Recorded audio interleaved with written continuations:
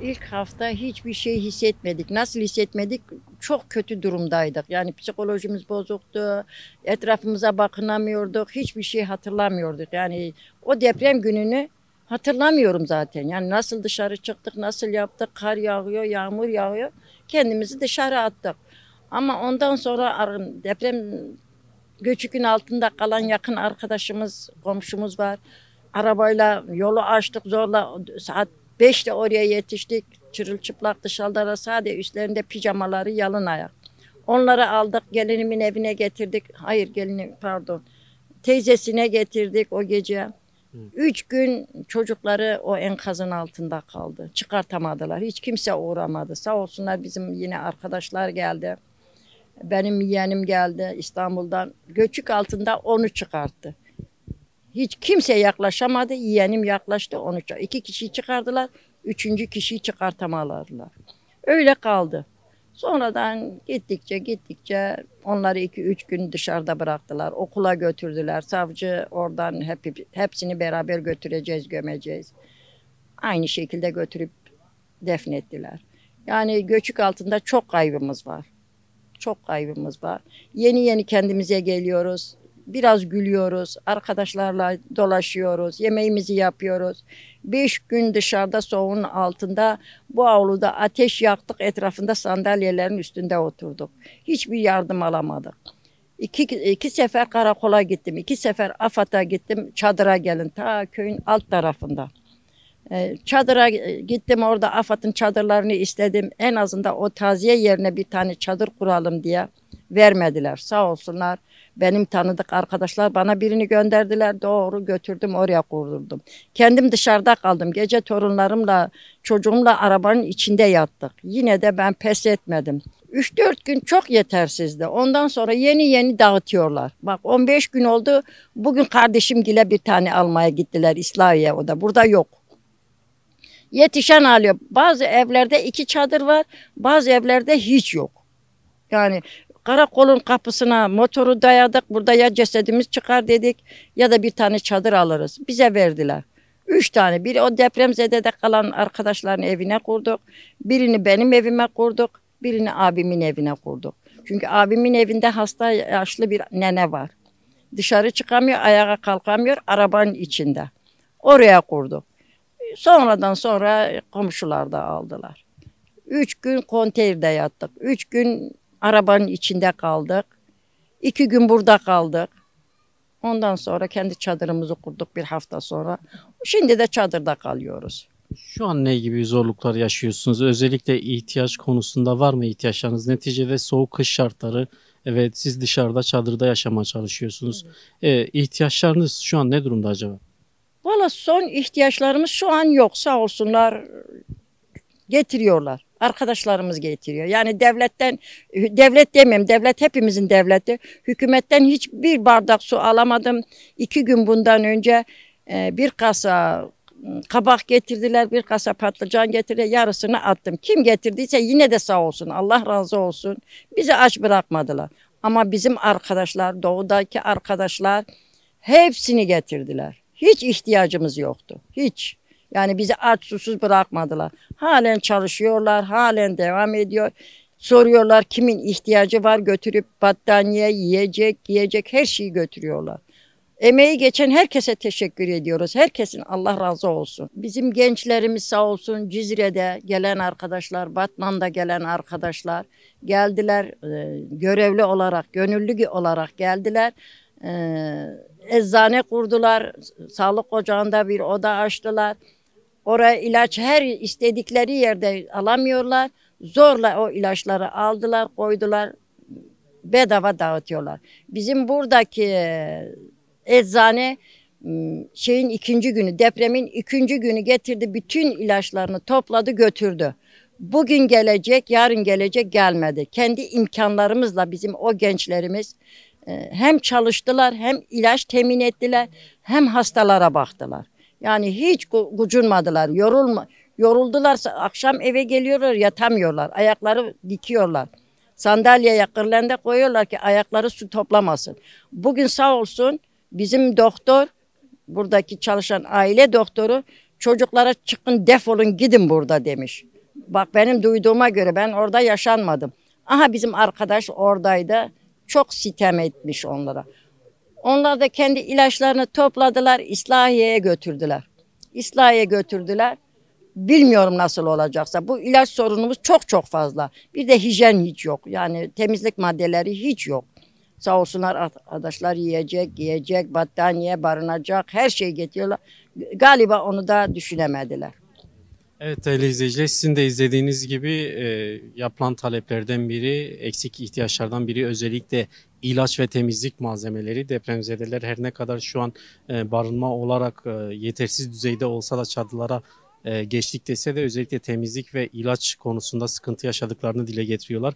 Tabii bu sürecin bir de gençlik boyutu var. Gençler bu süreçte yoğun bir çaba içerisine girdiler. Depremzedelere yardımcı olmak için ilk günden bu yana. Hatay, Islahiye, Altınüzüm beldesinde de bu durum aynı şekilde devam etti. Yanımızda genç bir gönüllü çalışan arkadaşımız var. Geçmiş olsun özellikle. Teşekkür ederim abi cümlemize. Şimdi biz farklı illerden, farklı şeylerden ilaçlar getirdik. Bunların hepsini dizdik. İnsanlara dağıtmaya başladık. Bütün ilaçların hepsini. Biz ilaçlarımızı dağıttığımız esnada son günlerde biz oraya bir erzak getirdik. Sağlık ocağına, devletin sağlık ocağına erzak getirdik. Ve devletin doktoru dedi ki bu erzakları ben burada istemiyorum. Biz burada sağlık hizmeti vermek istiyoruz sadece. Biz de haklı olduğunu söyledik ve erzaklarımızı boşalttık. Fakat bugün sabah dizdiğimiz ilaçlar, dizdiğimiz kremlerin hepsinin geldiğinde birçoğunun olmadığını gördük. Aynı zamanda bizim verdiğimiz ilaçları not aldığımız A5 kağıtlarında 10 şeylik bir notlarımız vardı. Onların da olmadığını gördük. Sağlıkçı arkadaşlarımızdan bir tanesi Hazal Kaya, işte o da benim akrabam, kendisi kuzenim. Yani bu ilaçlar nereye gitti dendiğinde oradaki görevli arkadaşlar bol keseden dağıtıldı, nasıl olsa eczane açılıyor dedi. Bunu deyince biz de sinirlendik tabii. Yani neticede insanlar deprem altında eşlerini, çocuklarını bıraktılar. Paralarını mı kurtaracaklar yani? Biz bu hizmeti ücretsiz vermeye çalışırken ne demek karşıda eczane açılıyor? Siz bunun rantına mı girdiniz yani? Karşıdaki eczanenin satacağı ilaçlardan siz mi sorumlusunuz? Ben ilaçları toplamak için bir traktör yanaştırdım oraya. Bana eliyle şöyle yaptı: İlaçlarınızı da alın, defolun. Böyle bir uslupla, böyle ukala bir tavırla. Ben de zaten ilaçlarımızı alıp gideceğimizi söyledim. Jandarmayı çağırdı. Lisan-ı münasip bir dille jandarmaya anlattık durumu. Jandarmada ilaçların belli bir kısmının, yani atıyorum 10 kutu Batikon varsa bir kutusunun burada kalması şartıyla ilaçlarımızın hepsini bize geri verdi. Biz de onların hepsini İsrail Devlet Hastanesi'ndeki Sahra Eczanesi'ne bağışladık. Yani biz de çok istiyorduk. Cizre'den, Mısır'dan arkadaşlarımız geldi. Mersin'den benim arkadaşlarım geldi, sağlıkçı. Birçok hizmet vermeye çalıştık ama maalesef belli bir yerde artık aile doktoru tarafından önümüz kesildi. Biz şu an köyde bir dilekçe toplama davasına başladık. Bu topladığımız dilekçeleri İl Sağlığa vereceğiz. Onlara da buradan sesleniyorum. Yani umarım bu köyde yaklaşık olarak 10 yıldır hizmet veren ve 10 yıldır hiçbir köylüye kendisini sevdiremeyen bu doktoru bizim köyümüzden alırsınız.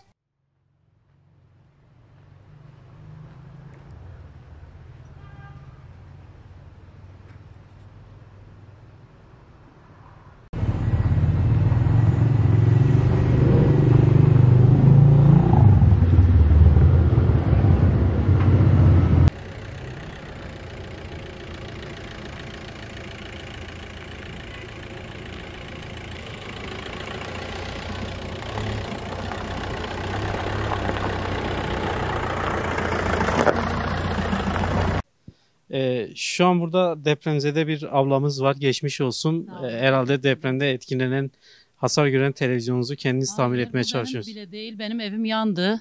Her şeyim yandı. Televizyonum yandı. Eşyalarım, beyaz eşyam, her şey yandı. Bunu da bir arkadaşın evinden verdi ama o da çalışmıyor galiba. Evet. Onunla uğraşıyorum. İşte böyleyiz. Neler yaşadınız ilk günden bu yana? Vallahi çok zor bir gün yaşadık. Depremi yaşadığımız gün çok berbattı yani. Kıyamet günüydü sanki. Kar, yağmur, fırtına, gece yarısı. İşte çocuklarla ortada kaldık bu dışarıda. Komşumuz işte evi düştü, altında kaldılar. Onlara koşturduk, bir şey yapamadık. İşte itfaiye aradık, ev yanıyordu. Evet. Kimseye ulaşamadık. İtfaiyeye ulaşamadık, AFAD'a ulaşamadık. İşte bilmiyorum, böyle yaşıyoruz. Size de döneceğim. Buyurun isterseniz. Buyurun. Bize hiç devlet tarafında bir yetkili, ne siyasi ne hükümette bize yardım el atan yok. Bunu 3-4 gün sonra aldım. Şu çadırı. Yok, devletin. Afet. İlk günlerde neler yaşadınız yani? Şoktayız. Ölümle mücadele. Ölümle işte sağ 23 doğumlu olduk. Şu anda 23 doğumluyuz. Başka yapılacak bir şeyimiz yok. Ele atacak bir tarafımız yok içeride. Hep çatlak, harabe döndük. Yapılacak bir imkanımız da yok. Bir de sanki yanık izleri var evde. Bu deprem günü mü yaşandı? Deprem saat 4.17'de deprem oldu. Aynı sobamızda devirdi, elektrikte. Yangın çıktı böylelikle. Yangın çıktı ve komşular da müdahale etti. Buradaki cenazelerimiz vardı. Aynı bu evde 3 tane cenazemiz vardı. İtfaiye falan. İtfaiye hiçbir şeye ulaşmadı. Bir yetkili bize ulaşmadı. Hiç. Peki şu an neler yaşıyorsunuz? İhtiyaçlarınız neler? Ne gibi sıkıntılar yaşıyorsunuz? Ya ihtiyacımız gıda falan ihtiyacımız yok. Allah razı olsun hayırseverlerden. Evet. Bize yardımcı olanlardan Allah razı olsun. Gıda falan ihtiyacımız yok. Yardımlar oldu çok şükür. Fazlasını da almak istemedik. Olmayanlar alsın dedik. İşte ihtiyacımıza göre aldık. Ama zor durumdayız gerçekten. Çok zor durumdayız. Bu 12 gün oldu. Biz yani günleri bile şaşırdık. Hiç hangi gün olduğunu da bilemedik yani. Hala şoktayız. Hayati tehlikesi, yani hayatta kaldığımıza şükrediyoruz. Sadece hayatta kaldığımıza çocuklarımız sağ diyoruz, ona şükrediyoruz. Karşıda yıkık bir yapı var. Evet. Deprem günü Deprem değil günü mi? oldu. Aynı. Komşunuzdu. Evet, aynı bir aile gibiyiz.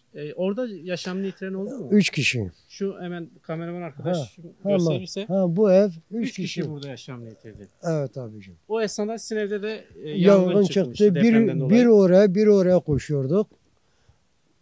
Evde gitti. 2 evde işte böyle harabe döndü. Peki enkaz altında kalanları kendi imkanınızla mı Kendi kurtardınız? imkanlarımızla çıkarttık. Köylü vatandaşlar kendi imkanlarıyla kullandık. Çıkarttık. 3 kişi yaşamını yitirdi. Yaralı var mıydı? Yaralı yoktu. Sadece en son çocukta şurasında yara vardı. Evet. Anında.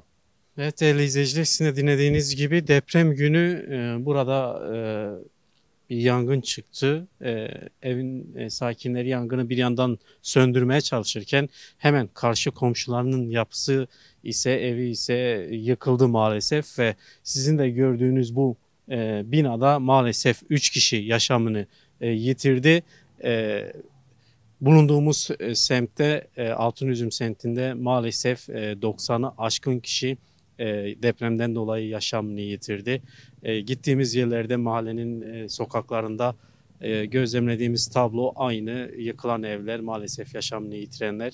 Burada halk yaralarını kendi kendine sarmaya çalışıyor.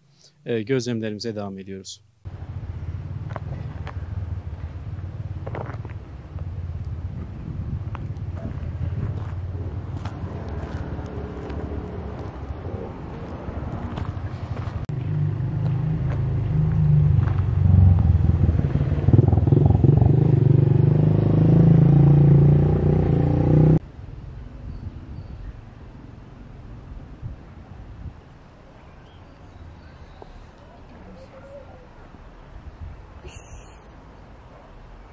Altınüzüm Mahallesi'nde depremzedelerin sorunlarını dinlemeye devam ediyoruz. Yanımızda bir başka depremzede arkadaş var. Öncelikle geçmiş olsun. 2 hafta geride kaldı. 2 haftadır dışarıdasınız bir şekilde, hem arama kurtarma çalışmalarında bulundunuz hem bir şekilde hayatta durmaya çalışıyorsunuz. Neler olup bitti Altınüzüm'de şu ana kadar? Yani bu süreçte resmen iktidar çuvalladı. Halk dayanışması harikaydı. İnsanların birbirine dayanışması çok güzeldi ama organizasyon sıfırdı. İnsanlar kendi yaralarını kendi sardı. Kendi ölülerini kendileri çıkarttılar. Günlerce enkaz altında insanlar kurtarılmayı bekledi. Mesela benim bir sürü arkadaşlarım, ismi olarak bildiğim bir sürü insan, evladı baba beni kurtar diye bağırdı. Rehabilitasyon görecek insanlar var şu anda. Mezarlıkta sabahlayan, hatta biraz önce oradan geldi Kerkük'te. Boğaziçi'de adlandıran yerde. Bütün ailesini kaybetmiş insanlar saatlerce evlatlara baba bizi kurtar diye bağırdı. Adamın bütün günü şimdi mezarlıkta geçiyor. Bir ailede tek bir kişi kaldı. Yani düşünebiliyor musunuz? Bir insanın evladı saatlerce Baba beni kurtar diye bedenin yarısı dışarıda. 3. gün olmuş. Arama kurtarma ekibi yok ortada. İnsanlar eliyle kazıyor. Ama büyük enkaz onu mutlaka vinç ya da benzer bir şey bir destekle kaldırması gerekiyor. Bir baba için bu büyük bir travma. Bu deprem bize ne öğretti? Bu deprem bize şunu öğretti. Ülkenin her kesiminden özellikle Cizre, Slopi, Mardin, Edirne'den tut Kars'a kadar muazzam bir destek dayanışması oldu. Ama devleti yöneten iktidar burada çuvalladı. Gerçekten 2. günden sonraki, ben şahsi kanaatimi söylüyorum. 2. günden sonraki bütün enkaz altında kalanlar resmen cinayet oldu. Bunlar bile bile ölüme terk edildi.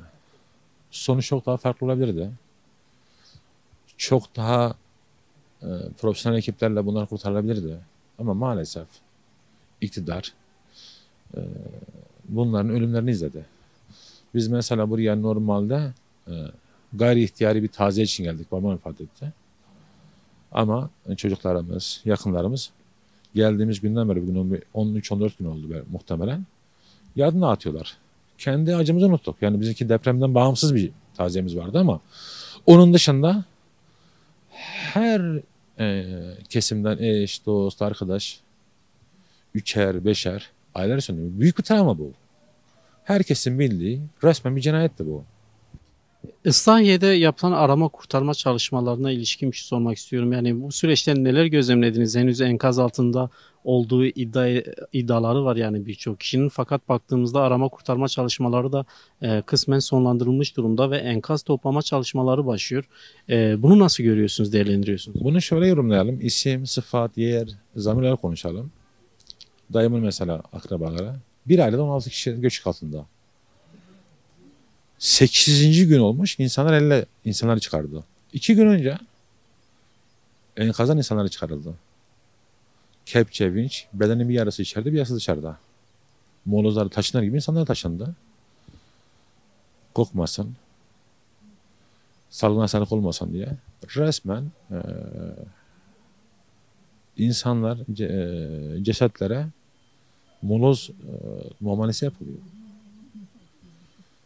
Yani bu travma nasıl atlatılır onu bilmiyorum ama bence bir nesil bir kuşak resmen öldü. Bana sorarsanız bu ciddi bir travma. Burada çok kötü çuvaladılar. Yani insanların bunu kolay kolay bunu bir sefer şöyle söyleyeyim size. Yani insanların yerleşim yeri olarak yaşam alanlarını oluşturması minimum 5 sene. Ama bunun travması bizim neslimiz yaşı 50'yi geçenlerin tamamı genç nesillerin de yarı kuşağı bana sorarsanız komple öldü. Bu travmayla biz 2,5 nesil hayatı söndü. Teşekkür ederim. Rica Çok sağ olun. ederim. Geçmiş olsun tekrar. Sağ olun size. Sağ olun. Evet değerli izleyiciler, Sahiye Altınüzüm'de tablonun belki özeti bu sözler oldu. Bir yandan enkaz altında hala cesetlerin yaşayanların olduğu iddiası var. Fakat bir yandan da enkaz toplama çalışmaları başlamış durumda. Biz gezmeye, depremin ortaya çıkardığı tabloyu size aktarmaya devam edeceğiz.